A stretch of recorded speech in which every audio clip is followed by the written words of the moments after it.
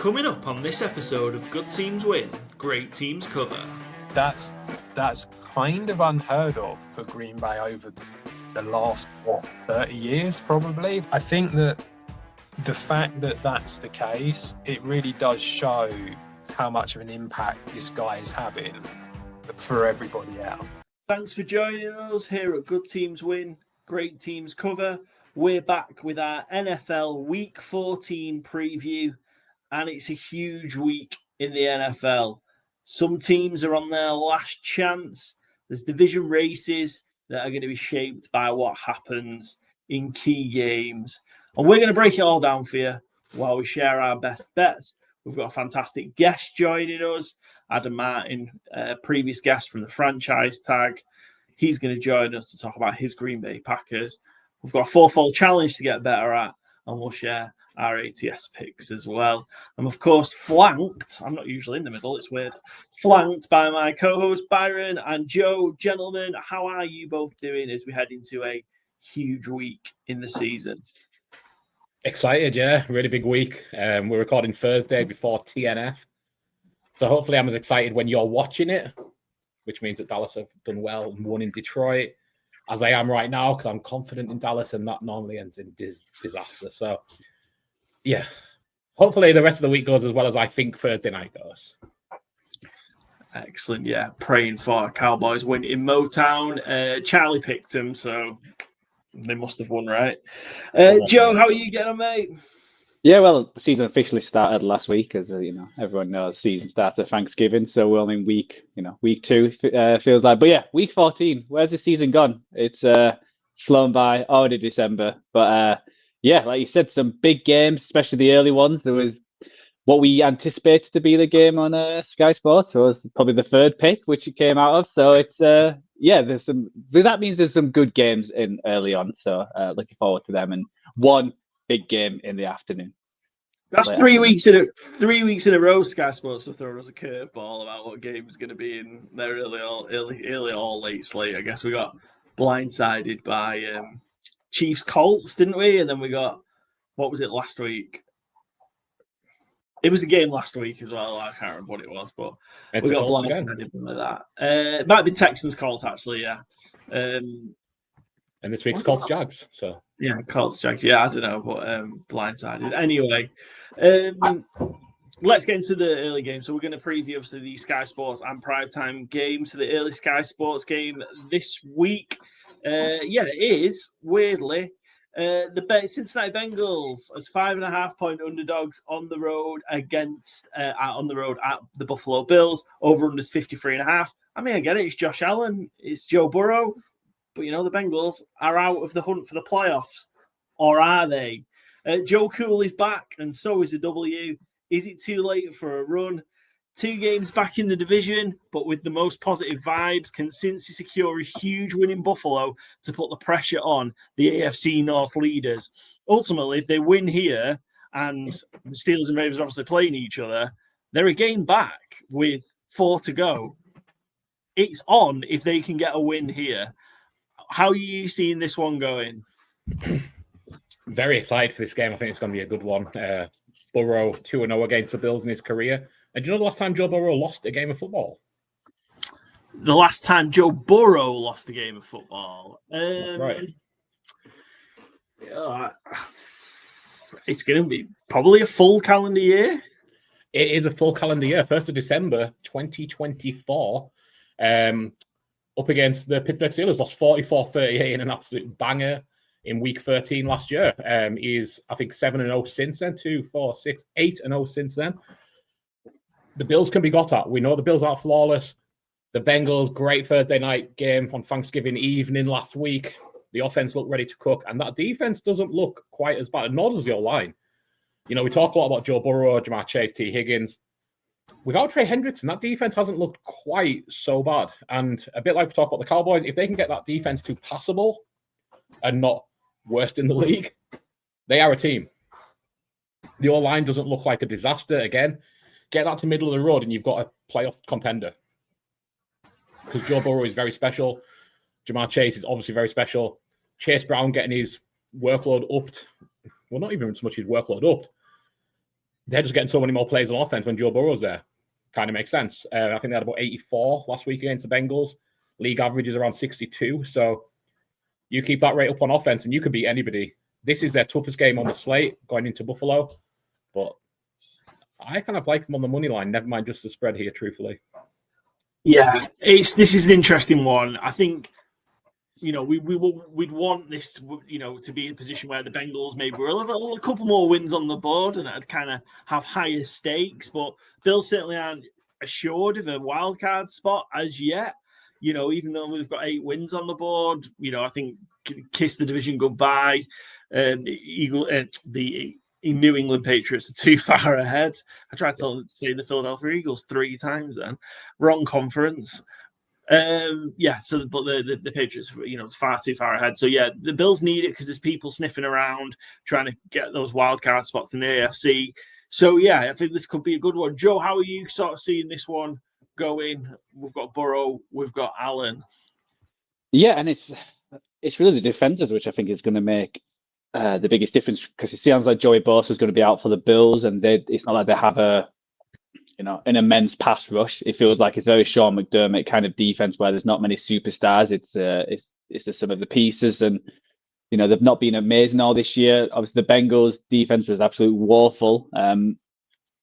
Except the last 2 or 3 weeks, they've actually looked average-ish, and it's like, can they keep that up? That is the big thing. Obviously, they are going against a different kind of quarterback in Josh Allen. It feels like, I say all the time, Josh Allen always just comes up big when it's at the big stage, and it feels like it's one of them kind of games where I'll not be surprised if it's, they're just saying the headset, Josh, you just do you, and he just does what he wants, and he normally comes at Trump's. That also gets him in trouble sometimes as well. So yeah, I think it's huge. I think it's how James Cook obviously had a huge performance against the Steelers. They played that was an impressive win in terms of bully ball. Not many teams bully the Steelers like that throughout Tomlin's career, but they just bullied them on the line, and it's not like I'm not saying it didn't come from nowhere, but it's not who you thought the Bills would be throughout the season. So I think that's huge. Obviously, Keon Coleman coming back, he's probably their second best wide receiver. So having a few more weapons for Josh Allen. And then, on the flip side is, can they stop Joe Burrow? Because I think against the Ravens, who they did well to begin with, stopping them getting the touchdowns, but it felt like it was just consistent, and it was just like it was hard to keep stopping them throughout the game. So I think it's a huge game. I think it's going to be big. If the Bills get up, that's when I worry. If the Bills get up on a lead, that can this Bengals, especially defense, just stop this like bully ball running down the throat, wasting the clock, keeping the time. And then you're relying on Joe Burrow to keep throwing, and this Bills defense can be opportunistic, especially with how Sean McDermott plays his defense. But yeah, it's certainly going to be a fun one, and I think it's more exciting that the Bills could need this victory as well. Like you said, I think if the Bills were like just steamrolling their division and it was all sewn up, which we thought it might do, then it could have been a different kind of outcome. But I'm leaning the Bills to win, but Bengals to cover. I think that's the way I'm going. Sat right on the bloody fence. I think the turnovers key in this one. Josh Allen has started getting the interceptions again. 6 in his last 4.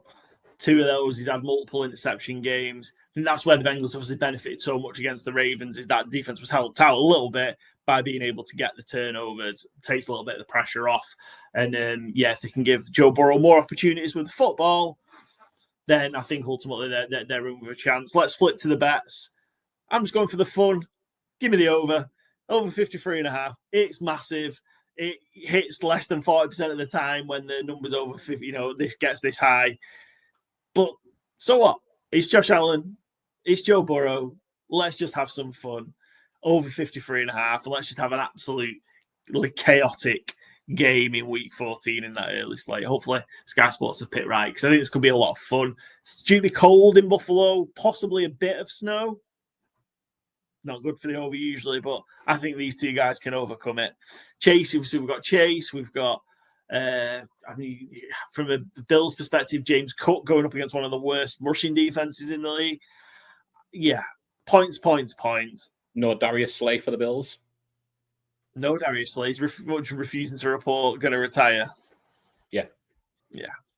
I didn't know if that was a question or a statement, but yeah, that is what's happened. Sorry, yeah. But yeah, points. What have you got, Baron? I have got Chase Brown over 80, not 80 receiving yards, that'd be crazy. Over 80 rushing yards at 7-2, not 5-4. That's an old overlay there. His last 5 games, 78, 107, 99, 37, 73, 108, last 6, sorry. Yeah, rushing yards. So he's getting there more often than not. And when he's not getting there, he's getting very close to it. In the last 5, there's no team giving up more rush fantasy points on the ground to running backs, not receiving, just pure rushing, than the Bills. It's playing this week anyway. The Giants and the Carolina just above them, but the Bills this week. Chase Brown, again, getting his workload. P. Ryan's going to come in on 3rd down. We know that. Keeps Chase Brown fresh for the first 2 downs.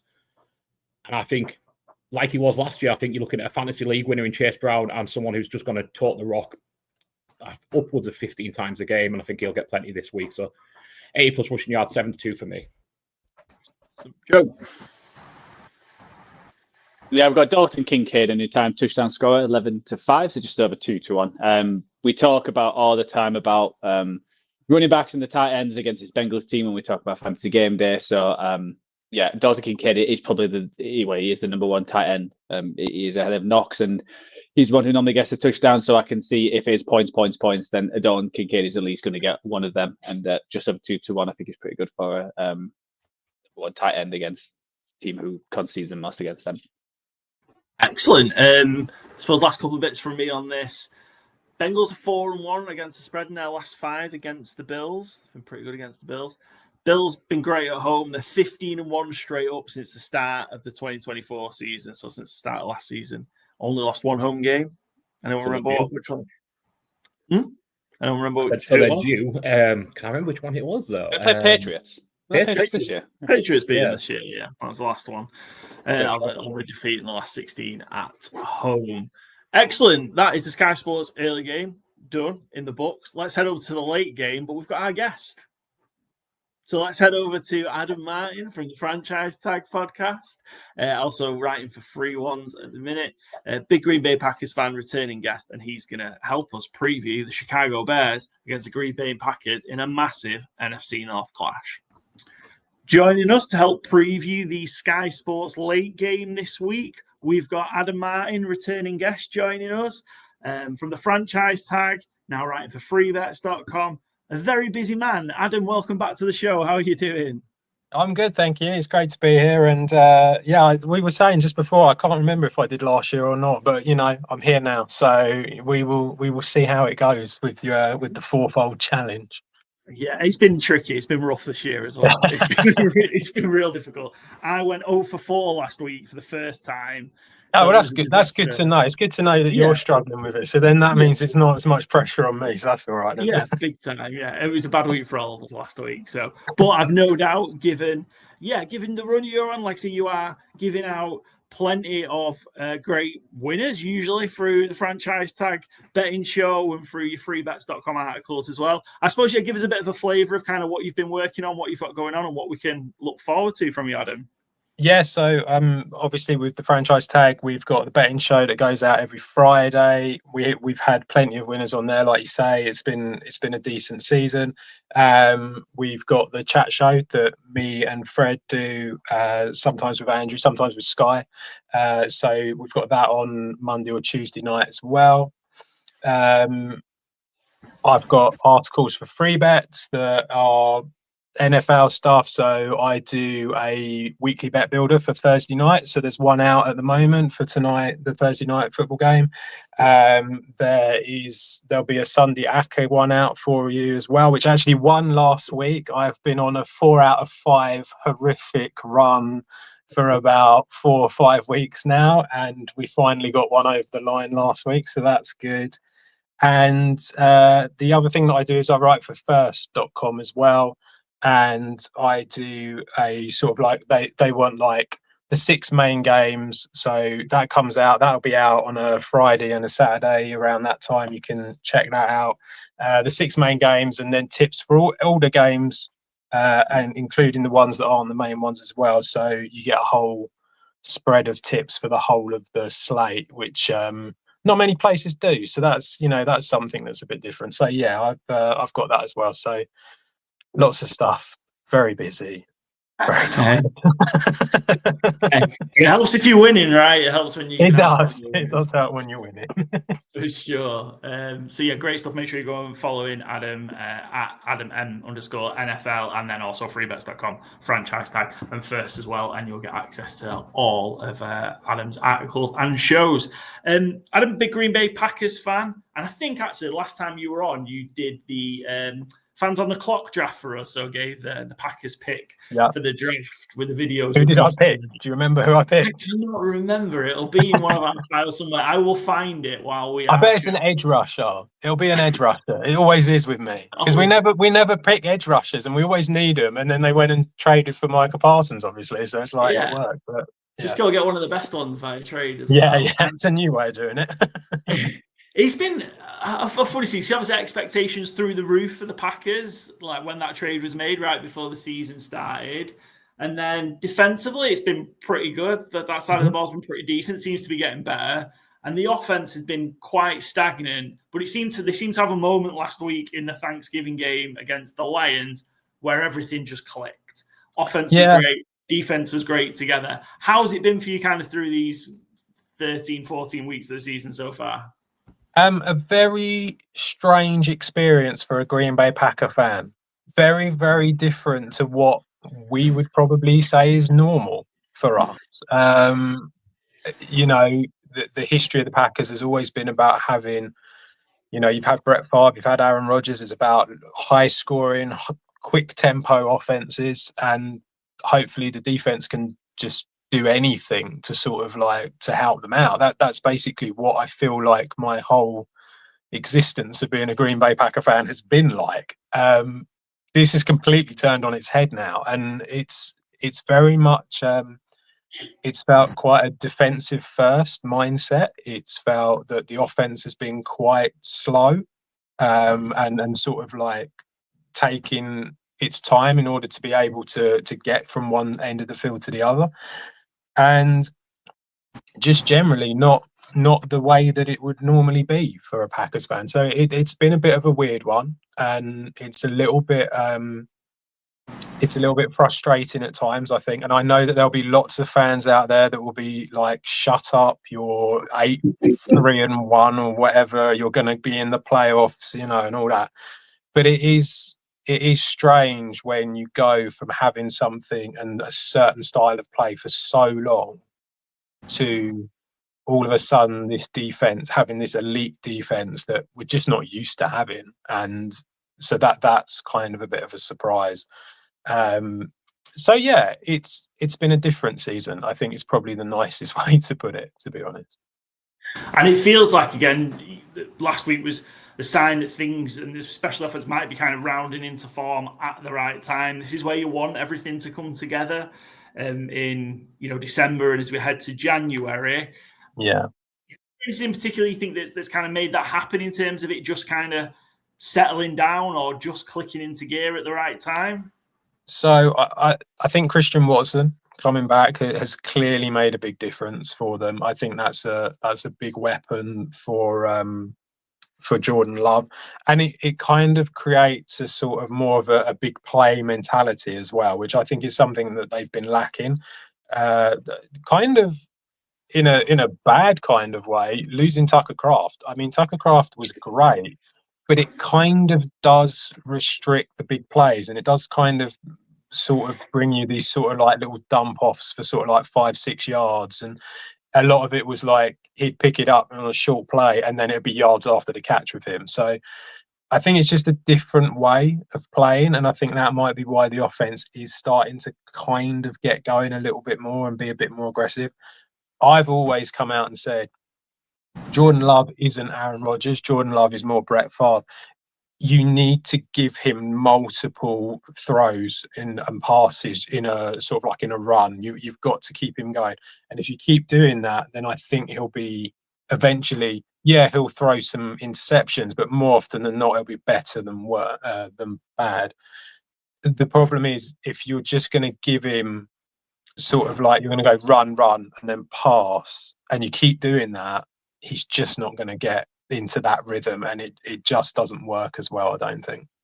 Yeah, and you think you're right. You have those kind of the roller coaster of Jordan Love at times where you see him make some insane throws and takes a lot of risks as well. And then you have the turnovers. But I suppose you know very much in a Favre-esque mentality. You sort of live and die by it. And great to watch. Might be more difficult to root for in those big moments. I mean, I think so. When I first started watching the NFL, it was Favre. So it's like I kind of, you kind of have that sort of thing where it's like, oh, I kind of remember that a little bit. So it's like you're not, like you say, it is a little bit difficult because then you have like the amount of years that we had with Rodgers and just how it was completely different, and like just this accurate thrower who could just do anything at any time. But yeah, it sometimes it can be a bit difficult to root for because you just know that the mistake is coming at some point. Yeah, you just can't. Yeah, it's going to happen. It's just how damaging it's going to be, I guess. On the flip side of things, obviously, Micah Parsons, part of the huge trade that I think just kind of shocked us all back in August. How has that helped? Because there's a lot of first-round picks on that Cowboy. You've got me going now. On the Packers defense, there's a lot of first-round picks invested in it. Kind of throw in Micah Parsons with that as well. How's he sort of helped transform things for the Packers defensively this year? I think the thing that Parsons has done is he's just sort of taken the pressure off of everybody else because basically he's getting double teamed every play. There's no, so that has really opened up, you know, especially at the beginning of the season, it really opened up for Rashawn Gary. I think Lucas Van Ness had a couple of decent games and probably his best games. And you've got sort of like these linebackers, safeties in like Xavier McKinney and Evan Williams who are just having that ability to sort of like just plow through when they need to. And no one can pick them up because you've got two guys on Parsons every time. So it's not necessarily about how many sacks that he gets, but it's about what he's kind of creating as a whole and just the fact that he's there. I mean, if you look at them at the moment, so it's like Green Bay are ranked 5th in the league when it comes to giving out opponent yards per play.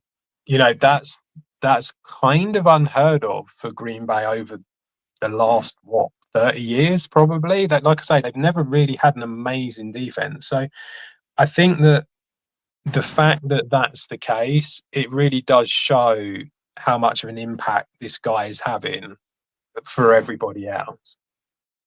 Yeah, and you know, with that and all the attention that he gets, he's at 12.5 sacks now, Parsons. He's the first to get 12 plus sacks 5 years in a row to start a career, which is insane given that, you know, the people who've been kind of close to that. And it feels like, again, he can go on a tear and be that difference maker in January and hopefully February, I guess you're hoping for, and when the Super Bowl comes around. How far do you think you go? Do you think this is a team that is ready to go to the big game and has got a chance of winning it all, Adam? So at the beginning of the season, when I did some previews for free bets and we did some previews on the franchise tag, I came out and said I think that the Rams will win the lot, and I still find that hard to sort of go against. I still feel that they are the ones that are the best all-round team. I actually think the Seahawks might push them quite close. I think that they're another team that are looking really good. And then once you get past that in the NFC, I do feel like it is the Packers, and it's difficult to think that they're going to be able to go all the way to the Super Bowl at the moment because you just haven't seen the offense be able to put up the numbers consistently. It's like that, like you say, last couple of weeks it's looked a lot better. Now, if that's how it carries on all the way, then yeah, they are putting up the numbers. But it wasn't that long ago that they only put 13 points up at home against the Panthers, and this is where the problem comes in. So I think it'll be difficult. I think they have the potential to be an NFC Championship team. I'm not quite sold on them being a Super Bowl team yet. Well, these next 4 games are going to be a huge factor in terms of where they end up come the playoffs. The Packers have got the Bears twice, and we'll talk about that first game in a second. at Denver, and then play the Ravens, who are going to be still fighting for that AFC North. So it's a tough run of fixtures. And let's get into the first one, which is the Bears at Lambeau this week. We started doing these pun headlines for the game, so apologies in advance, Adam. Pack Love meets Bear Hug as NFC North advantage is at stake. 5 wins in a row for the Bears, but the tests keep on getting tougher. When it goes top of the division, is it going to be go Pack go or Bear down? How weird is it? Because you've not seen this often, getting to kind of this late stage of the season, and the Bears are kind of there at the top of the NFC North and, pushing for a number 1 seed. It just feels bizarre. It is odd, obviously. You don't normally see it. And it's funny, actually. I remember having this conversation about, it must have been about 4 or 5 weeks ago now. And I think the Bears had just had, they'd had a couple of wins and they'd kind of got themselves into a positive record. And the question was like, oh, well, are you worried about the Bears? And it's like, I think it's just a natural response. You just go, no, of course not. Why would you be worried about the Bears? Sort of thing. They'll screw up at some point. But they just keep winning. And I think the one thing that you could sort of hang your hat on a little bit was that they hadn't really played anyone that great. A lot of these wins have been against teams that weren't very good. And then they went away to the Eagles and won that game. And you sort of think, oh, that's really annoying. You can't really use that anymore. It's like they're actually doing okay. They are a bit of a funny team because statistically, when you look at them and where they're ranked in the league for a lot of stuff, they're kind of mid-table. They're not great at anything, but they just seem to be all right at most things. And I think really what you're seeing a team that has kind of got a slightly elevated record compared to what they should have, but really they're doing all right. And I think that Ben Johnson's just, he's done amazing there. So I think that's really all it is, and he's just got them playing. But yeah, am I worried about the Bears? Not really, but they'll probably do something to upset me now, And that probably plays through in terms of the line for this week, because the Bears still are pretty big underdogs heading to Lambeau this week. 6.5 point underdogs, over unders 44.5. But what is it about the Bears? Because, again, just in terms of breaking down the game, you'd be playing them twice in the space of, it's twice in 14 days, isn't it? I think you're going to be playing them. What is it about kind of the Bears that does worry you in terms of kind of from a matchup perspective? Because, they've been winning a lot of close games, and maybe games that we are used to seeing them lose in heartbreaking fashion, but they're winning those ones now. But what is it, if anything, that just kind of worries you from kind of a matchup perspective against Chicago? I think really, when you think of the players, there isn't really anyone or anything that worries you. But I think it's just the fact of the head coach. It just comes up with some weird stuff and weird plays, and you're just not expecting it. And I think that's probably the biggest problem. And that's actually one of the biggest problems that I think that they had with the Lions for the last few years. It was just some of these trick plays are just things that you can't account for. You just don't know what's coming. And I think that's probably what really makes the difference. I don't feel like their defense is particularly great in any area, to be brutally honest. Like I said, I think they're pretty mid-table statistically. And I think that our offense, especially at home, should be able to handle their defense. And then I think that our defense is better by miles, and so therefore shouldn't really have that many issues. They do have a lot of weapons on the offense, but we've got a really good run defense, and the pass defense ain't bad either. It's not as good as the run defense, but it's still solid. And so maybe there might be a few concerns about Caleb Williams being able to go over the top and take on our corners. That might be where the big concern is. But really, it's just about the fact that I think that Ben Johnson's just going to come up with some weird plays that no one has ever thought of, and that's the reason why he's a head coach there now. I think kind of that big point about kind of they're kind of middle of the road for a lot of stuff. The big thing that, or the big outlier they've got, is their ability to take away the ball, turnovers. Yeah. That defense has lived off turnovers, and the plus 17 turnover differential so far, best in the NFL by a fairly long way, I think.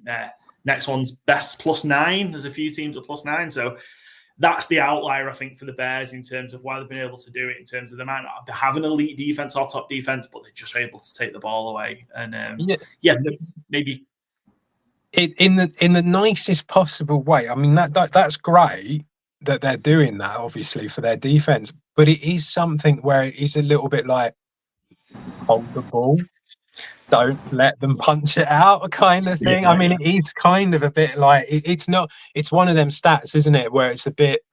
It shows obviously that they're capable of creating the turnover, but realistically, just if you play a clean game, then they shouldn't have the opportunity. And then the Packers, on the flip side, best team in the NFL in terms of giveaways. They don't give the ball away. Exactly. And that's, I suppose, where the key is. And they seem to get those turnovers, the Bears, in big moments in the games as well. Yeah. And we see interceptions through Bayard or the forced fumbles, but they just seem to fall. And I don't think that over the course of a full season or into the playoffs is something you can live off. You have to play better defensively. You're not going to have that turnover. There's an element to look to it. There's an element of making some really great plays as well, of course, but there's an element of look to it. I don't think you can thrive off that. Where are the bits then where you're looking at this game? You mentioned some of the matchups there from a Bears perspective in terms of what can hurt you. Where is it, do you think, you can exploit the Bears here, and what are going to be the keys to a Packers victory here on Sunday? Well, I think it is kind of a case of like the Packers defense, I think, getting pressure on Caleb Williams. I think that the biggest concern, I mean, for Bears fans and for Chicago in general, is just that when, I mean, he can escape the pocket and he can sort of like move around quite a lot, and he's shown that he's been able to do that. He showed that in college. He can still do that now. But I do think there is an element of, if you can just get pressure on him quickly, then obviously that's a big win for the Packers. So I think it is going to be a case of Micah Parsons taking as many people as possible and then just blitzing them as much as you can. And so I think that's definitely something where you can do it. And then, as I say, I think that with the offense, the reason that it's improved over the last few weeks is Christian Watson, and it's going to be them big plays over the top. And Jordan Love's more than happy to take many, big throws and give it a go. And I think that's where they can exploit them a little bit. They're actually, like Chicago, their defense, they're ranked 30th when it comes to giving up opponents' yards per play. So they're a team that you can have big plays against, because, they're at 6.1 per play. I mean, that's quite high. And yet when you look at Green Bay, it's 4.7. So there's a big difference there. And I think that shows that you can go over the top and beat them in that way. So, yeah, I mean, I think it is. I think offensively, I think it's Christian Watson. And then defensively, it's just going to be about getting pressure. And I think that's probably what's going to make the difference here. Actually, it should be a good game. Really looking forward to it. I think the Sky Sports guys are out at Lambeau Field for this one, which is, always adds an extra bit to it. But yeah, looking forward to it. I do think the -6.5 is a bit high, I have to say. Yeah. I feel like as well when these lines come out, and that is Vegas or the bookies, they want me to bet the Chicago Bears here. They want me to take the 6.5. So I need to do the opposite sort of thing. Yeah, they want me to do that. When I first looked at it, actually, I was talking to Andrew about it yesterday, because we do our betting show on Friday, and I was talking to him about it, and he said it's like it feels high. Like he thinks the Packers are going to win. I think most people think the Packers will probably win, but 6.5 just felt high. Yeah, it just feel a lot, and the public have bought it. 82% of the money and 83% of the bets are on the Bears plus the 6.5. So the public have bought it. So again, that's usually a sign for me to zag the other Go way. the other way. Yeah. And take that. Give us a score prediction then, Adam, for this one. I think it'll be a bit. What's it? The over/under is 44.5. I think it'll be quite low. I think the Packers defense would do quite well and probably limit them quite a bit. 24-14. I reckon. 24-14. Yeah. Cover on the under.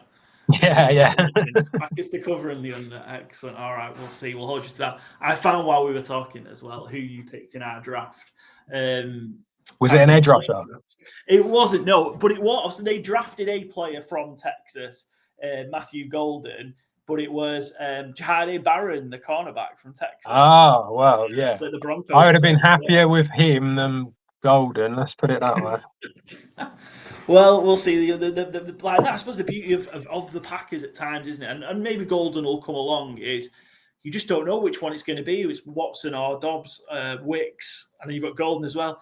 Are we going to see Jaden Reed bit again before the season? We're going to see Jaden Reed before the season's out, possibly. Yeah, he's still on IR, isn't he? At the moment, there is talk that he's meant to be coming back to play this season, but I'm not sure how much he's going to play.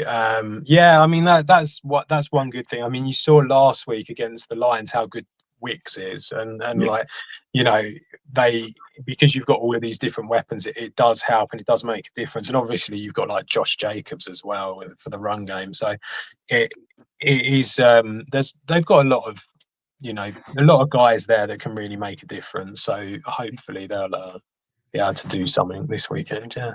Yeah, it can hurt you many different ways. Excellent. Well, let's get into, I guess, maybe the rest of the weekend's action, depending on what games you're going to take for us.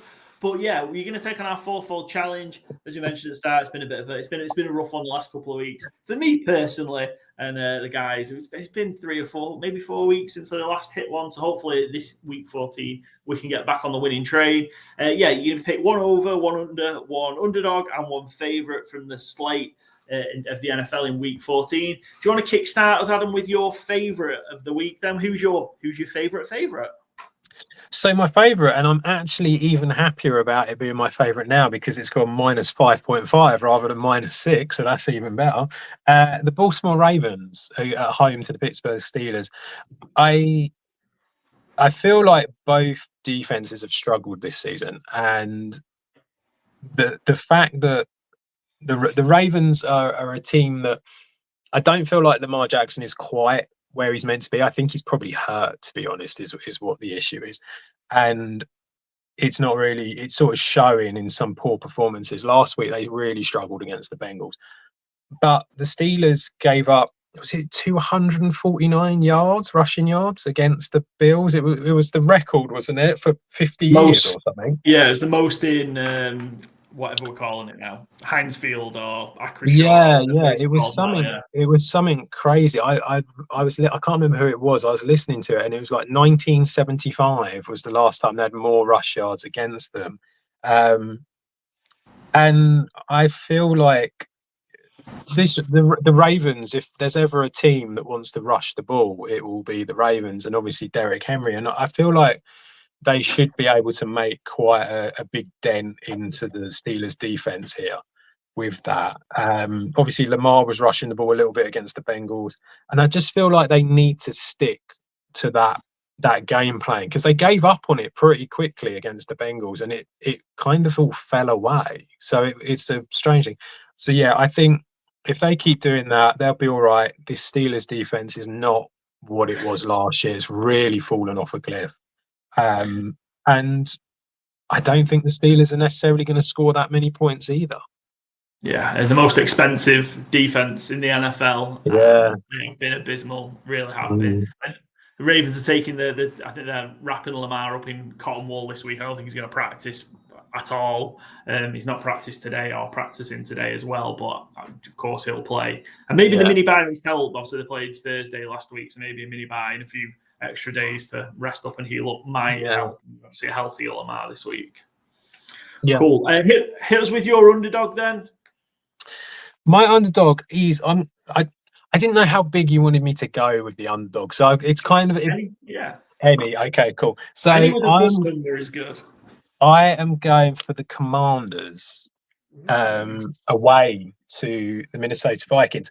Now, the part of the reason I've done this is I kind of felt like you saw that the Commanders still have a bit of life about them. When they played the Broncos last week, they lost obviously, but it was in overtime, and going up against that Denver defense is really tough. So the fact that there was a bit of life there, I think that's important. Terry McLaurin coming back and playing last week, I think is a really important thing as well. And although they haven't been great, there's talk, isn't there, that Jaden Daniels might play, might not. To be honest, I've kind of done it based on the fact that he's not playing. But I think that Marcus Mariota has shown that he has the ability to be a backup quarterback who can come in and do a job. So I think for that, I want to go for them. And then obviously because they're going up against this Vikings team that...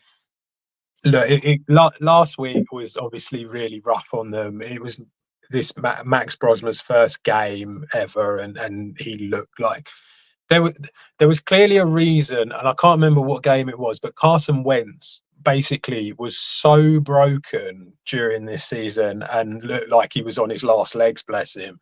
And yet they still wouldn't bring in Max Brosmer for that game. So I think that tells you an awful lot. But JJ McCarthy is not great. And I just sort of think to myself, I can see if McCarthy starts, I can see them getting like 20 points, but I can see the Commanders getting more. And so because of that, and because it's only +2, I would happily take the Commanders. Yeah, Mariota was great last week against the Broncos. He had a bit of a mindless interception to start, but the rest of the way he was fantastic, and so he kind of brought them back into that game. And the defense stepped up a bit, which is Dan Quinn's gone back to be defensive coordinator, and they've got a bit sturdier from the running games they had a month or so ago. So yeah, and we'll see. We've been particularly critical of JJ McCarthy, and it's just crazy, isn't it? The Vikings, from the level of play they've managed to get from quarterbacks.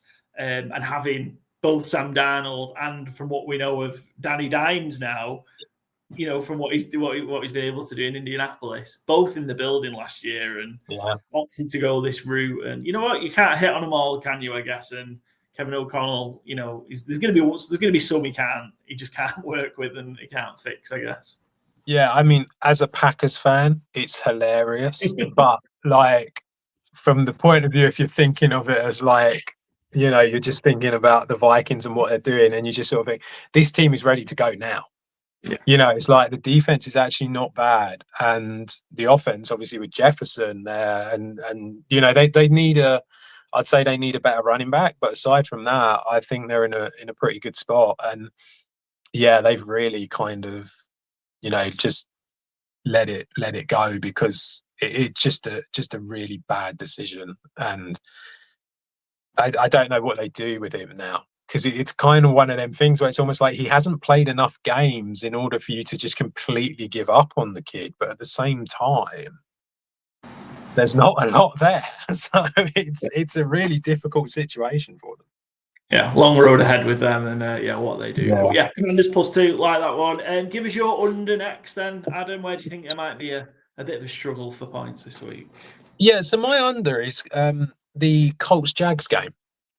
Cool. So it's set at 47.5, and I feel like, so the Colts have hit a bit of a brick wall now, and it kind of feels like it's all starting to fall apart a little bit. We've seen when they played the Chiefs and when they played, who did they play? The Texans last week. We saw that basically there is a formula to stop the Colts, and basically what it is stop Jonathan Taylor, which means if you're going up against a good run defense, you're in trouble. Now, they're going up against this Jacksonville Jaguars team who are pretty decent against the run. I think they're actually ranked first when it comes to giving up rushing yards. 82 a game. Yeah, 82 a game. That's so they're like they do really limit the run, and they're pretty good at it. That obviously is going to put everything onto Daniel Jones. Daniel Jones is somehow standing with a fracture in his fibula, which is interesting. I'm not quite sure how that's working, but even if it's not that bad, I don't know how it isn't, but even if that isn't that bad for him and he can still play, it's got to be affecting him in some way. So I feel like that will limit what the Colts are going to be able to do.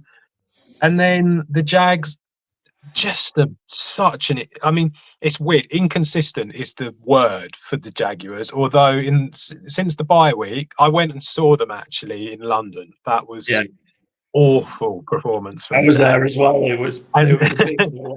So disappointed with them. But it's so odd because since that game and since the bye week, they've hit 25 points in every game and they've done all right. I just don't think I could see them hitting 25 in this game. I don't see the Colts hitting 22, 23 even in order to go over. So I just feel like it's an unders game, this one. And yeah, I mean, both defenses are not bad, but the points total was quite high. Right. Yeah, I'm the same as you. I just think the Colts are just going to run out of steam, and they're kind of primed to be the one that gets picked off in the wild card. You know, if they're not going to win the AFC South, if it's the Texans or the Jags, they're the one to be primed to be picked off. You know, they've got the Chiefs have got the tiebreaker on them if they can win out, and I just think where they're at, you know, they might end up with 10 wins, 10, maybe even 11, and could still miss out, which is crazy. Yeah. I think it is crazy. That division in itself is a bit odd, and we were looking at it on the franchise tag this week, and it's a strange division, and it's weird how it's gone because obviously it's kind of felt like it's all about the Colts and how well they're doing, but they've just kind of, like I say, hit a bit of a wall. And I mean, the Jaguars, genuinely, you look at their schedule, could be a 12-win team, which is quite an indictment on the NFL because they are not that very. They're just not great. Yeah, and I think that's been when we are discussing, like, there's going to be potentially 11-win teams that miss out on the playoffs, and it just doesn't happen in the NFL. And you know, we've certainly not seen it happen many times in the last 15, 20 years. And yeah, strange old year. Give us your over then. Finish us off with your over. Where do you think there might be either a points bonanza or an over hit on a? There's some low totals this week as well. There are some low totals, and I must admit there was the Titans Browns. I saw 34 and disgusting. Thought, that's so low. That's got to go over surely. But I went for the Seahawks and Falcons. The over at 44.5. I think since Kirk Cousins has been back as quarterback, they have scored 24 points in each game that they've played with him there. Although obviously this Seahawks defense is decent, I think that the Falcons at home, there's talk about Drake London might be back, not 100% sure, but he might be back. I think that they're going to try and get this run game going with Bijan, and I think that they'll probably do it again and hit sort of like a 20-24 point thing. The Seahawks, I believe, are just stronger than what the Falcons are by a long way. They have the potential to just go on a run and hit like 28 points in a half. So I think that you've got two teams that in theory should be able to put points on the board. And I don't really feel like 44.5 is a particularly high number for them two teams. Yeah, especially when you look at the weapons and the offensive players that you've just kind of rattled some of them off. It does feel low, and I feel like the Seahawks kind of really have been this season putting a beating on these teams that are struggling. So, you know, the Seahawks could cover 40 of that with the way they've been playing. So they need a lot from Atlanta to hit the over. But yeah, it really does feel like they've just been putting a real beating and running up the score on some of these bad teams. Excellent. I like the look at that. I think it's got a real good chance. Ravens, 5.5 point favourites. Commanders, 2 point underdogs. Colts, Jags, under 47.5. And Seahawks, Falcons, over 45.5. So, yeah, we'll see if you can hit that 12-1. I like it. I think it's got a good chance. Be better than whatever. Watch me get 0 out of 4 now. Not a chance. If you do, we'll just erase this episode from the library of good teams and great teams cover. But no, I have faith that you certainly won't end up on 0. It's impressive. It's impressive to get 0. I think astonishing. Yeah. It's just as good as getting. Yeah, it's just as good as getting hitting it. So yeah, bad week. I had some awful picks last week, but it'll be better this week, I'm sure. Adam, thanks ever so much for joining us. Really appreciate you coming back on the show. Hopefully we've not scared you off and you'll be back again in the future. Just give us one last shout out before we leave you. Where can we find you? Where can we follow all of your fantastic stuff? All the podcasting is at the Franchise Tag podcast. Like I say, we've got a betting show and we've got the chat show that we do every week. And then for my written article stuff, free bets for NFL and football, and then first.com for all of the NFL games that get written up about for the weekend. Excellent, good stuff. Go follow, go support Adam, and yeah, catch all his fantastic stuff. We're going to finish off the episode. We're going to look at Sunday Night Football, Monday Night Football, do our own fourfold picks to finish off. So stick around for the rest of the show. Thanks again to Adam Martin there. Make sure you're following the franchise tag, freebets.com. Go catch all of Adam's articles and shows with the franchise tag. Appreciate Adam being back on. Yeah, Packers, Bears. Let's jump to our bets then. I'm on the Packers -6.5. I don't know why the Bears are 6.5 point underdogs. So this is if it doesn't make sense, if it stinks, go the other way. I don't think the Bears. I understand the Bears being underdogs. That's fine going into Lambeau. 6.5 seems massive. We just did the Bengals being 5.5 point underdogs at the Bills. Why are the Bears 6.5 point underdogs against the Packers? It makes sense. The entire logic of your bet here is that it's not what you think. Yeah, and we've all got the Packers as well. That's bad. Yeah. So it's just one of those lines that it's Vegas want me to bet Bears +6.5, so I'm not doing it. That is the entire logic of the bet. Packers pretty good at home against the Bears. 7-3 against the spread in their last 10 at home against the Bears. Obviously, the Bears had the Packers had reeled off 9 in a row until the Bears beat them in Lambeau to end the previous regular season. But yeah, I just think the Packers are gonna, again, it's just that number. Why is it 6.5? All the public are on it. 82% of the money, 83% of the bets. I'm just going to take the other side. Fair enough. I am going to take my man, Colston Loveland, anytime touchdown, 17-4, just better than 4-1. The Bears' best receiver, ? Roma Dunze, I think out of practice entirely Wednesday and Thursday, certainly limited, if not out today. DJ Moore, I think he's coming to the end of his time in Chicago. I like Luther Burden getting more involved. But through the last 6 weeks, I think it is since week 8, Colston Loveland has been the leading receiver on the Chicago Bears and not getting enough volume for my liking, but he's still their most receiving yards, 3 touchdowns in that spell. There was so much talk early in the season when Colston Loveland was injured that Tyler Warren, what a mistake the Bears have made. I think we're starting to see maybe the Bears made the right decision. And people who had Colston Loveland as tight end one in the class all along, yours truly, are getting a bit vindicated here now that he's finally fit and in a functional offense. So yeah, I'll take him to continue his great spell here at 17-4 anytime touchdown against the Packers. Joe? Yeah, sorry about that. I didn't realize about Roma Dunze, so I might have to quickly change this bet. So I've got Christian Watson and Roma Dunze anytime touchdowns go at 8-1. I was doubling up. I'm fairly confident with Christian Watson. I think he's becoming their number one wide receiver right now. It's obviously hard to pick the Packers which wide receiver is this week. I think we talked about Thanksgiving. I think you messaged that, Paul, because Jenny managed to pick the two which got touchdowns. It's not always easy with Dobbs, Wicks, Watson, when Golden comes back. And I always forget what the other guy's name is who's coming back. Jaden Reed. There you go. Reed, and then you've got the tight end. So it's hard to choose. So I'm going to change to Christian Watson and Swift for the Bears, and that's 6-1. So I'll swap Dunze for Swift. So a 6-1 double up, because I think Watson will get one, and I think how the Bears win this game is probably through running the ball, and they've got to do that consistently. And Swift showed quite a lot last week against the Eagles. He's come back strong. So I go Watson and Swift, a nice little 2 parlay TD for 6-1. 6-1, excellent. Mid-episode switch on a main bet doesn't usually happen. Onwards to Sunday Night Football. Again, this is huge as well. They all feel like massive games. It's the Texans as 3-point underdogs on the road at the Kansas City Chiefs. Over/under is 42. The last orders in the last chance saloon for the Chiefs.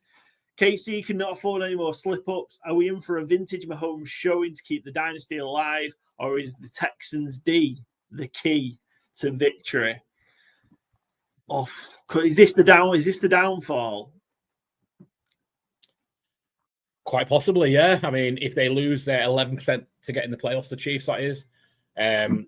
Both teams on the bubble as it stands, the 8th and 10th seed as they stand. The Chiefs go up to 48% with a win. 48 and 11 is a big difference at this stage of the season with very, very little wiggle room for Kansas City. They could just about afford to lose to Dallas last week. It's, really, really squeaky bum time now in Kansas City. I don't think they've got another defeat in them if they lose this one. I think that's them done. They don't get it done. Yeah, I think probably the key here is you mentioned it's the Texans D. It's the Kansas City Chiefs offensive line, because who are they going to be trotting out this week? Mm-hmm. Josh Simmons, injured reserve, because he broke his wrist off. Damn it, obviously, whatever he's done. Taylor's questionable. Trey Smith questionable. Not practiced Wednesday. Both of them. I don't know who they're going to be playing on the line come Sunday. I think it's more. It's going to be the right tackle. I can't remember who's playing it, but the left is going to be. Why is his name not Morris? It's the the draft pick they took the year before.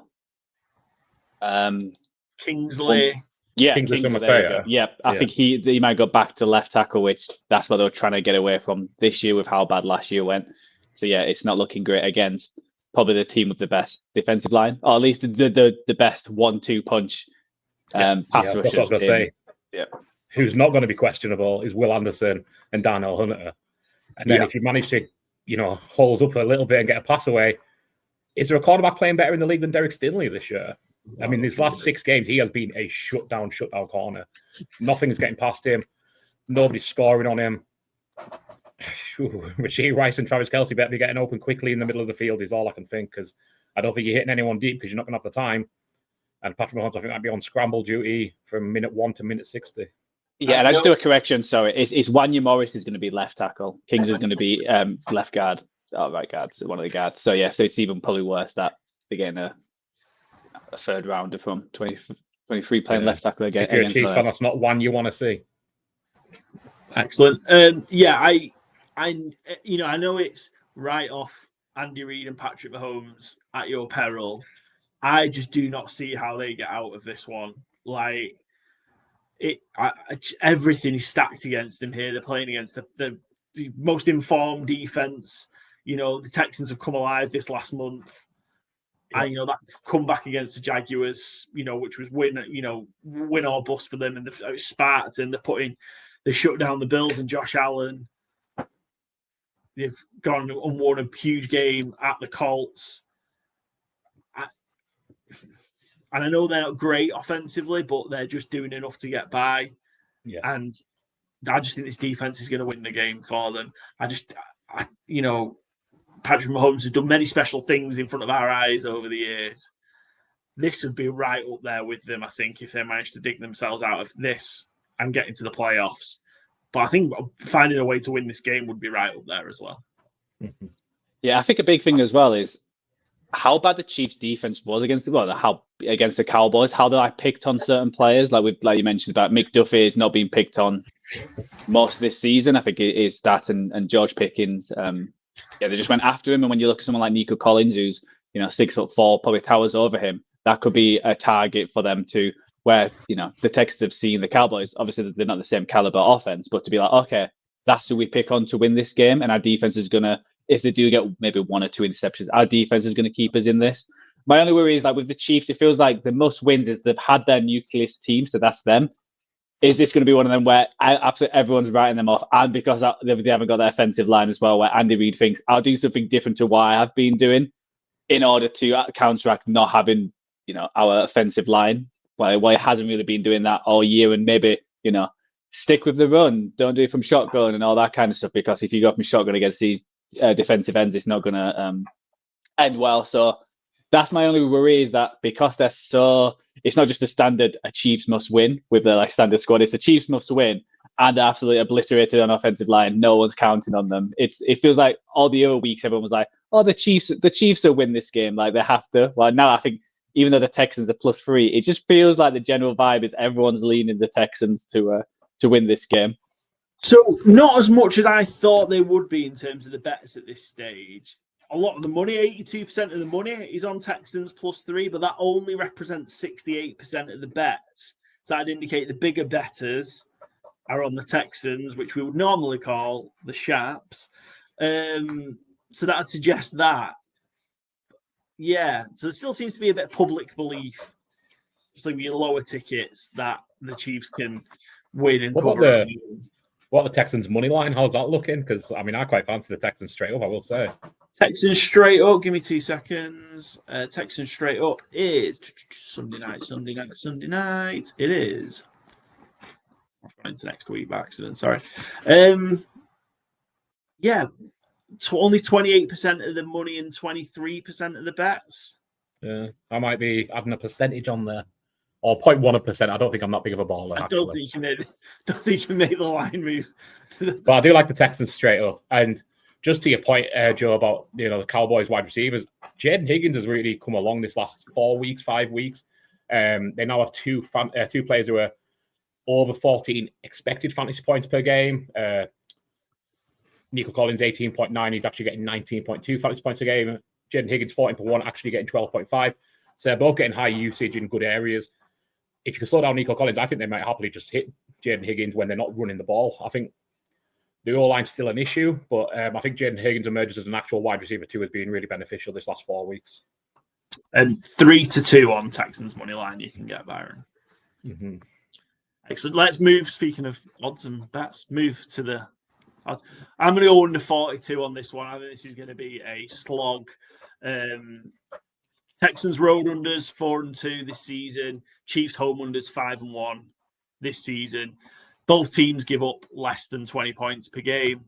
Defensively, Texans 16.5, Chiefs 19.1. I just can't see how it's going to be a massive. I don't see both teams getting to the 20s, so I think I've got a good chance on 42. I've got a number one for you though. I didn't know if you prepped one. Oh, hello. Yes, go ahead.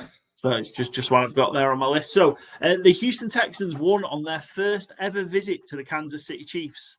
And that was back on the 26th of September, 2004. What was the UK number one? Number one. Was it Crimea River, Justin Timberlake? Oh, good shot. It wasn't, no. I don't know. It feels about the right time, though, but no. Was it Shawnee Paul, Glue? Is it Glue? Is that a song? Like a Shawnee Paul song, yeah. Like Glue, there you go. Yeah, it's not that. It's a banger, though.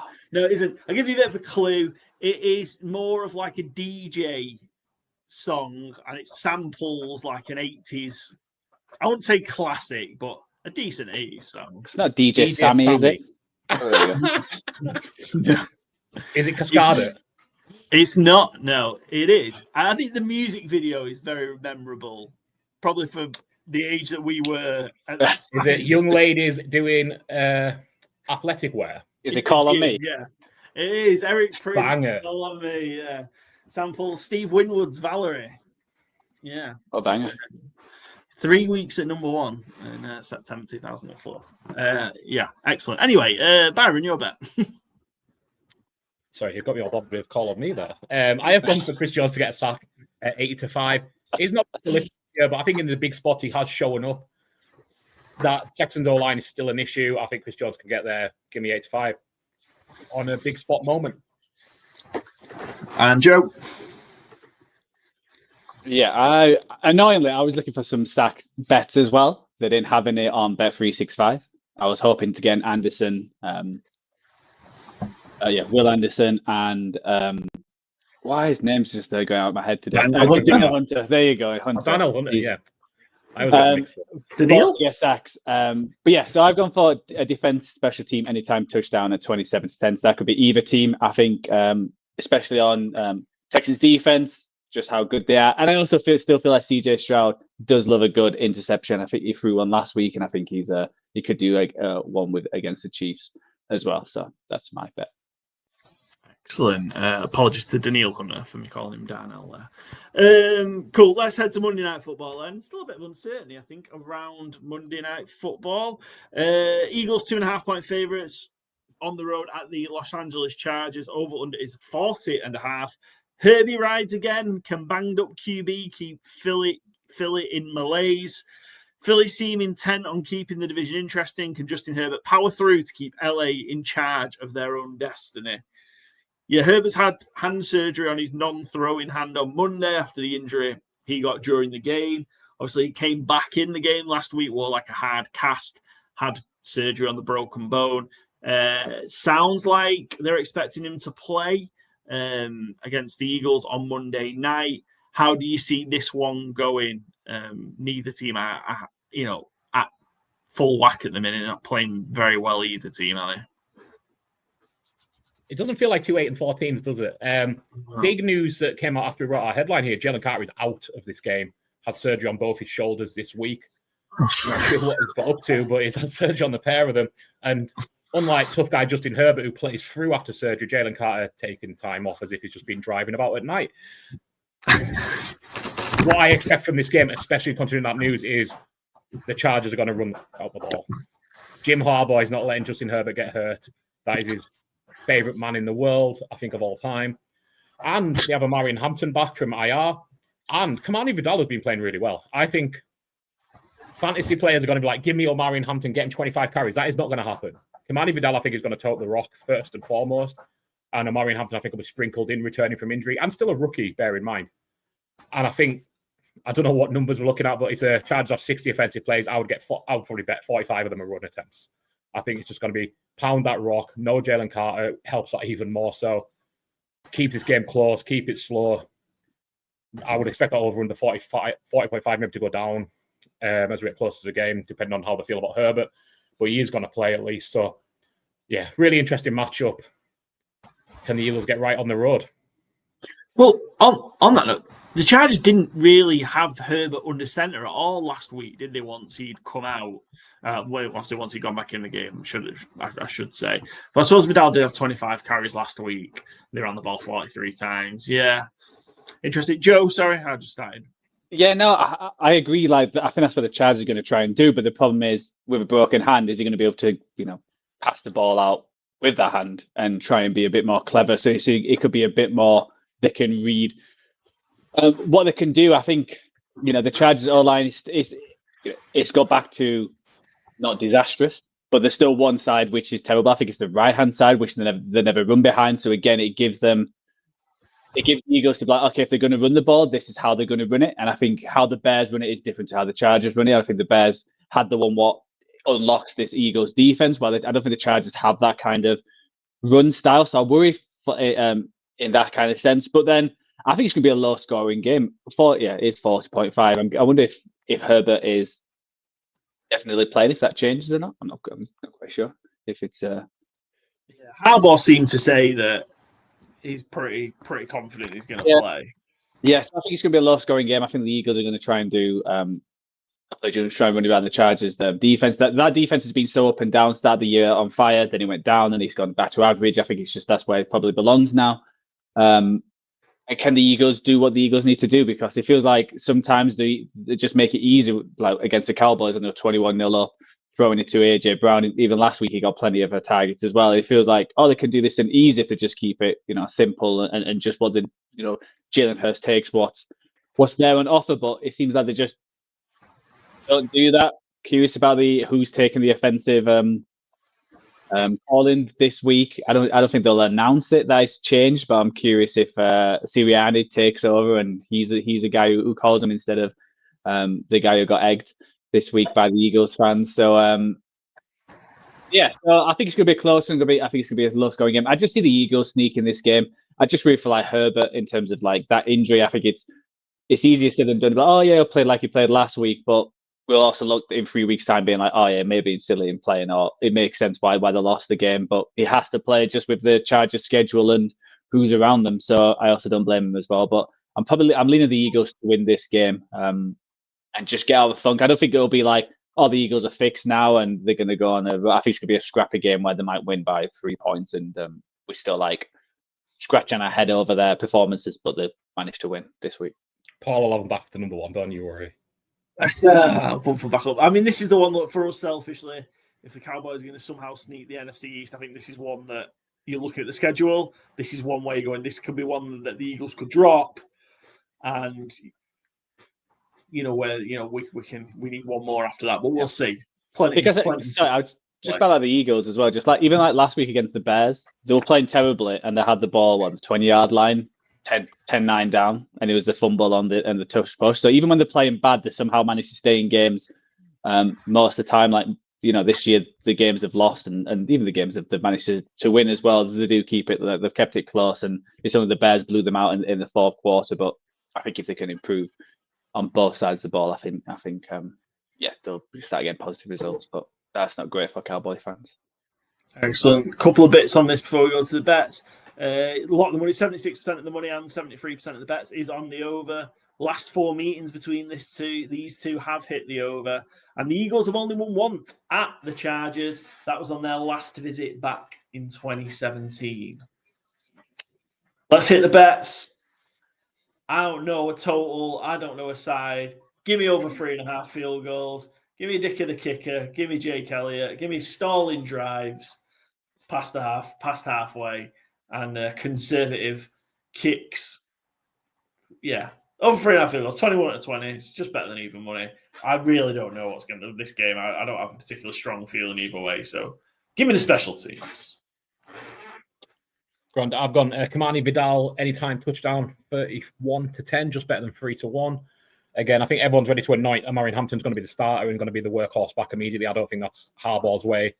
And I think he's loyal and he sometimes puts players in for too long. As we've seen with Najee Harris, I think got too much work at the start of the season over Omarion Hampton. I think it's going to happen again with Vidal this week. And fantasy managers won't be saying bye-bye to Vidal so soon. Still got legs in that. I love it. It's a great one. Yeah, it's never going anywhere. Yeah, excellent. Joe? Yeah, I've got Jalen Hurts 50+ rush in yards at 15-4. I think the last few games has been around 30-40.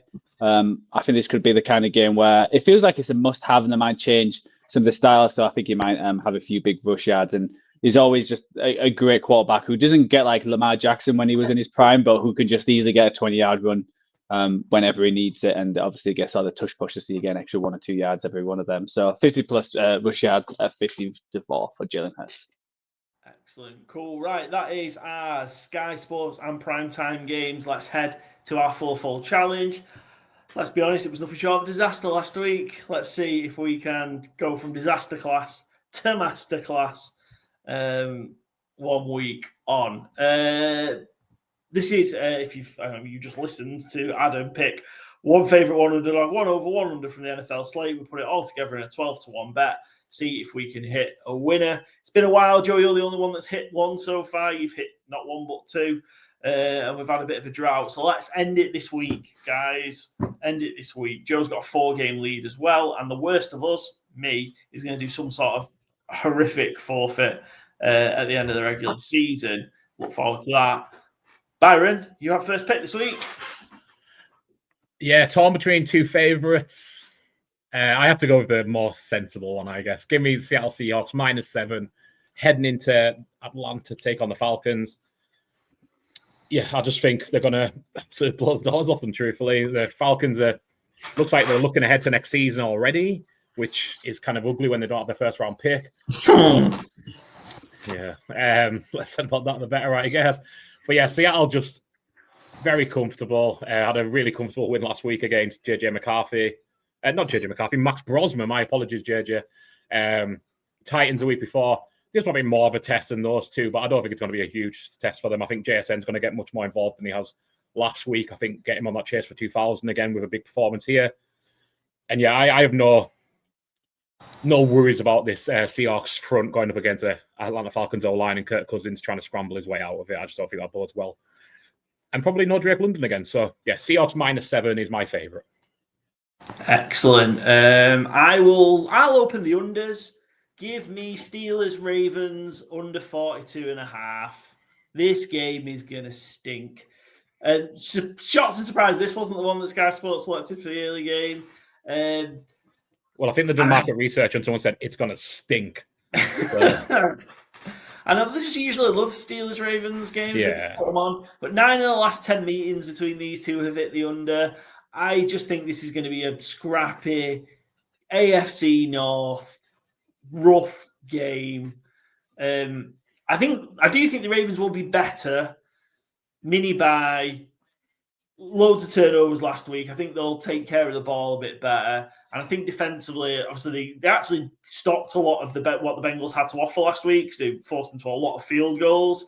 Obviously, you just couldn't, completely shut them out given the amount of turnovers that you had. So, yeah, I think the Ravens can really shut down the Steelers, whatever the Steelers offense actually is. I don't think they've got much to offer. I think the Steelers might level up a bit as well, with it being, obviously, it's tight. These two are in the race, for the AFC North on the face of it. And I just think it's going to be ugly, smash mouth, low scoring. Speaking of it being smash mouth, ugly, etc., can I give you a fun fact? It doesn't involve a number one, but it involves a fun fact, and I like fun facts. Yeah. Go for it. The last time the Pittsburgh Steelers completed a pass with 20 or more air yards, Justin Tucker had the NFL record kick in the NFL. That was quite a while ago. Well, when did Cam Little break that? Like 4 or 5 weeks ago? Yeah, I think it was 5 weeks ago. Yeah. That's quite a long time to not complete a pass of 20 yards downfield. Yeah. They are unwatchable on offense. Unless it's Kenny Gainwell and Jalen Warren running the fuck out the ball, or Darnell Mooney just smashing people and getting only 2 targets a game for some inexplicable reason.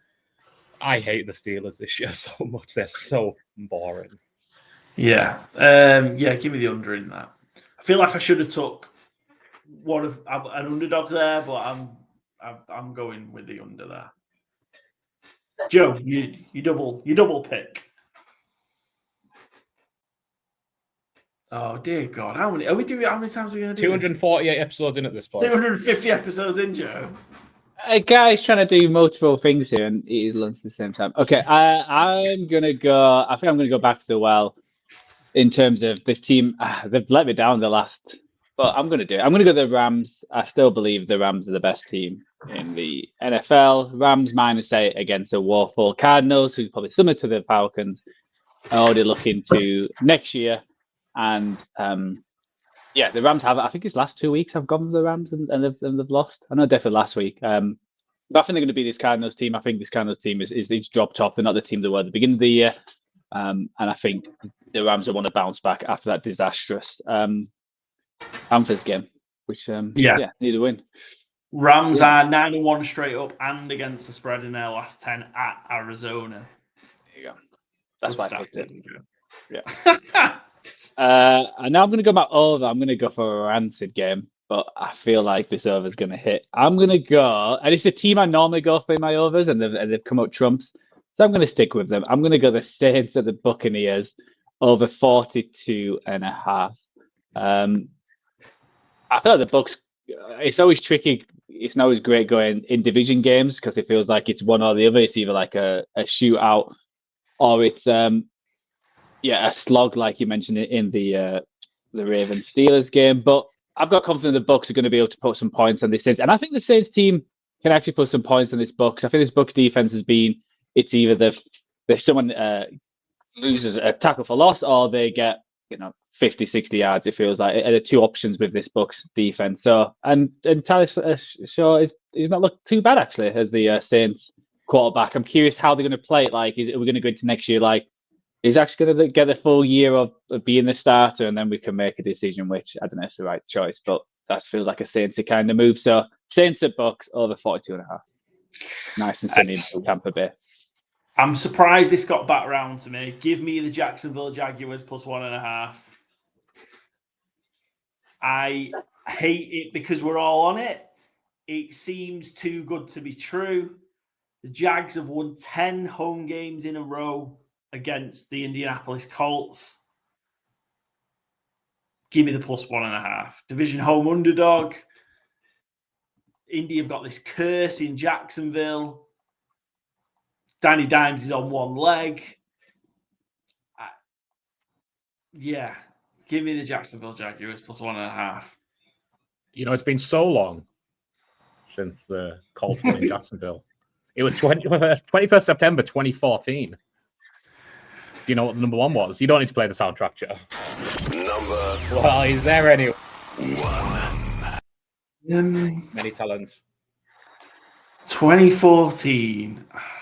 I've got a good grasp of that era.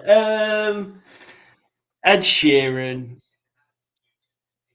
with, I don't know any Ed Sheeran songs. Ed Sheeran with. They're all wrong. It doesn't matter. Taylor Swift. Was right. Incorrect. Is Meghan Trainor. All about that bass. That bass. No treble. Yes, indeed. That actually wasn't number one in the UK. For some reason, they put USA and Canada at the top of the list this week. Sigma featuring Paloma Face Changing was the UK number one, but I don't know what that is. So sticking with Meghan Trainor, all about that bass, no treble. Excellent. Cool. And it's your pick, Byron. Oh, shoot. I was obsessed with my number one. Okay, I'm going to go the over in what should be an absolute barn burn. I can't believe this wasn't the Sky game, truthfully. Give me the over 34, Shadur versus Cam Ward, the battle of who could have been number ones. Titans at Browns, over 34 points. It's just such a low number. Neither team especially good, but I think the Browns is significantly too strong of a word. Significantly better than Titans. I just think the Titans are going to have to throw it a lot. What's the weather saying for this game? Because obviously last week I gave Paul the you Michael fished us all, yeah. Yeah. Yeah, these days when people say watch out for phishing attack, it's normally to do with their email, but when Joe's on, it's weather related. So I haven't actually checked the weather. Fine. Maybe I should have done 1 degree Celsius. Yeah. Okay, because that's very different if it's Fahrenheit. 1 degree Celsius. Yeah, 1 degree C. I'm hoping Miles Garrett. Could Miles Garrett get the record just in this one game? So we need 5 for the record, right? 22.5 is the record, isn't it? Yeah. Oh, did he? Unless he got sacked last week, he was 18 going into last week, I think. Oh no, he got one. He got one last week. So he's 19, so it's 3.5 he needs then. Yeah, I think he could certainly easily get play. 4. As is the over. Yeah, it was on my list. It was my third over. So if you two are taking my preferred overs, that's what I was going to go for. So, but that's bad news for you, Byron. And your next pick? Yeah, speaking of ugly football teams, we're going to go for a good one this time. We're going to take the Jets at home -3, +3. Sorry, as my underdog. Dolphins are -3. Adonai Mitchell, best receiver in the league? He's up there on the last 1 week of performances. Tyrod Taylor's cooking. The Jets have kind of looked better since they lost all their players. Not sure what that says about them or Aaron Glenn's ability to coach out of it. It feels positive in New York for the first time in a long time, though. I think they cover at home against the Dolphins, who can't play in the cold. Give me the Jets +3. I can't believe I've got the Jets, Browns, Titans, and Dolphins and Falcons in my 6 teams so far. And we've all gone the Jets as well, which I was surprised that we all went the Jets, but yeah, that's how it. I was a late flip. Okay. Instead of making $130 on my parlay this week, I might just save $10 on my parlay. Well, Byron saved is money earned, right? Yeah, that's true. So I need a favourite, don't I? Good, because I was going to make a rash over decision there.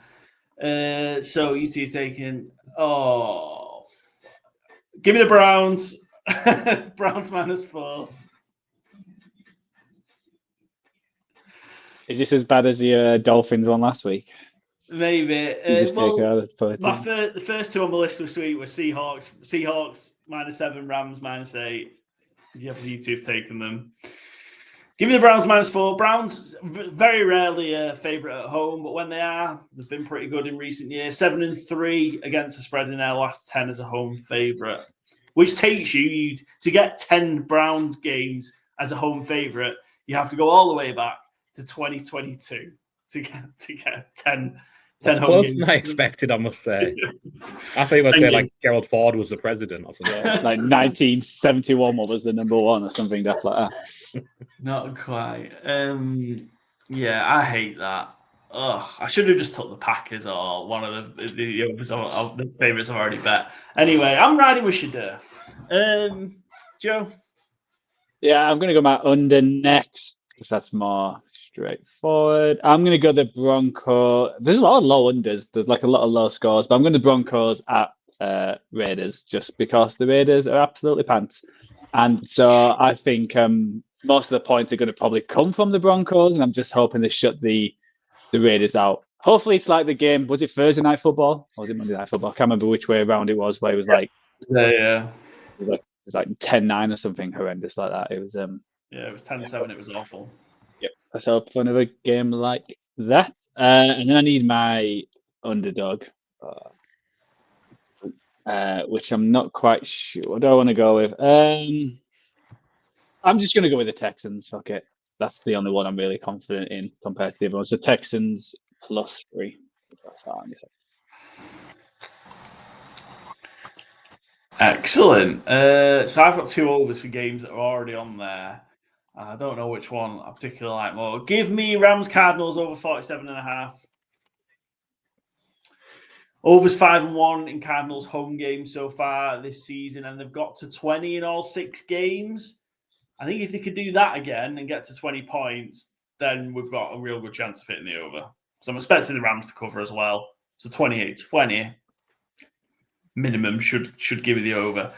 The Cardinals. It was pretty. Was it last week? It was pretty. They were pretty pathetic against the Bucks. I know they lost by 3 and it was a push, but yeah, I don't know. But they've been asking Jacoby Brissett to throw that ball a lot. Maybe it's a bad idea against this Rams defense, but I don't know. And if it is a complete one-sided beating, maybe the Rams kind of stick it to them a bit more after falling to the Panthers last week. Make a statement. If the Rams get to 40, then as well, I'm in with a good chance as well. So hopefully either of those 2 scenarios play out. Byron? Just take an under. I'm torn between 2 42s, truthfully. I'm going to go Texans Chiefs because it's in prime time, and prime time has not been a good spot for the overs. You might have some numbers, Paul. I don't, but I know it's been miserable. It hasn't been a good spot for the overs. You've already talked about it being your bet of the game. It just makes a lot of sense. My other one I was kind of considering was Commanders Vikings. Just Jaden Daniels, maybe some rust. JJ McCarthy is the quarterback of the other team. So that appealed as well. But I'm going to go Texans Chiefs under 42 as my final bet. Yeah. If you look, just exclusively Sunday Night Football, unders are 8-5 so far on Sunday Night Football. And we expect a slog in this one as it is. So. Yeah, and in prime time, full stop, 26-17-1. The under has been 1 push. Yeah. So, 60% unders in prime time. Excellent. Well, those are our 4 full bets. Adam, as you heard earlier, he went Ravens as his favourite. He got a nice little half-point boost. Commanders as his underdog, +2. Seahawks, Falcons, over 44.5. And Colts, Jags, under 47.5. So, no picks against Adam, which is good. Always nice to see. So, let's see how many of our 4 folds we can hit this week. On to our ATS picks. We'll touch on some of the games that we haven't really talked about. I don't think that's too many. Charlie picked, as mentioned earlier, Charlie picked the Cowboys, so hopefully that comes good. The Cowboys not only just cover, but win. We're all on the Seahawks, all on the Browns, just me on the Bills. Commanders, Vikings. JJ McCarthy back. Commanders obviously overtime loss against the Broncos. You think the Vikings are going to show any signs of improvement this week? I think they'll show more than they did last week. I think just kind of an ugly game, truthfully. I don't really know what to expect, but I'm going to give Jaden Daniels the bump, and the +2 is why I'm taking the Commanders. No huge confidence, so I will say. Excellent. All of us on the Jets. The Saints Bucks is an interesting one. The Saints were my second favourite. I really love them as an underdog here. The Saints have covered 7 in a row in Tampa. I did not. Yeah, and I think 8.5's a lot. It is a lot, yeah. But what I'm hearing there is the Bucks are due. Yes. Yeah. And the Saints won 5 of them 7 as well. Straight up. The Bucks are definitely is it the Bucks who are like their points differential is actually in the negative as well? Just because they win every game by a couple of think points. the entire NFC South is in the negative. And the entire AFC North. I think they're both all 8 teams are in the negative. Yeah. Yeah, the Bucks are -22 right now. Yeah. Division leaders. Saints are -113, so it's not much better. So. Well, that feels about right for a 2. Not much better. Yeah.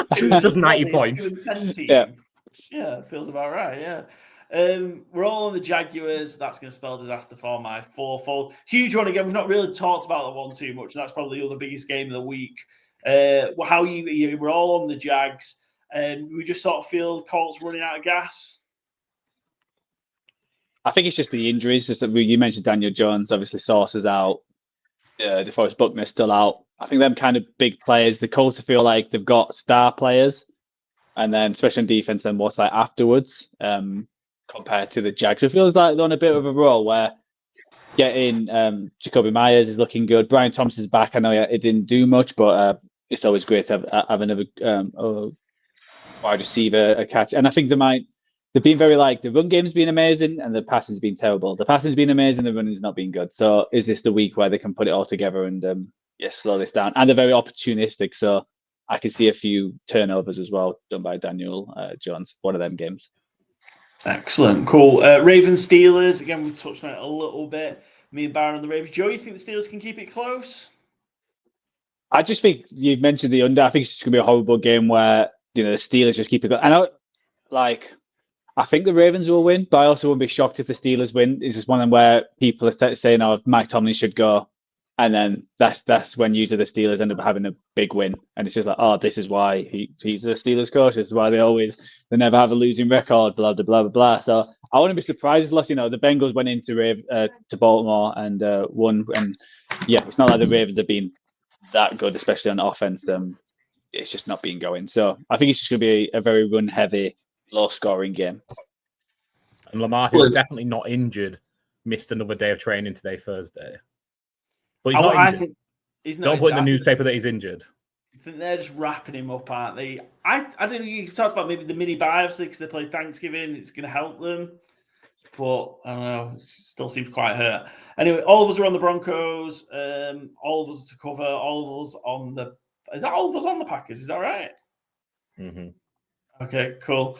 All of us on the Rams, all of us on the... Jesus Christ. That's 1, 2, 3, 4, 5, 6, 7, 8, 9 that we're all on together. That's not... I think we're spending too much time together.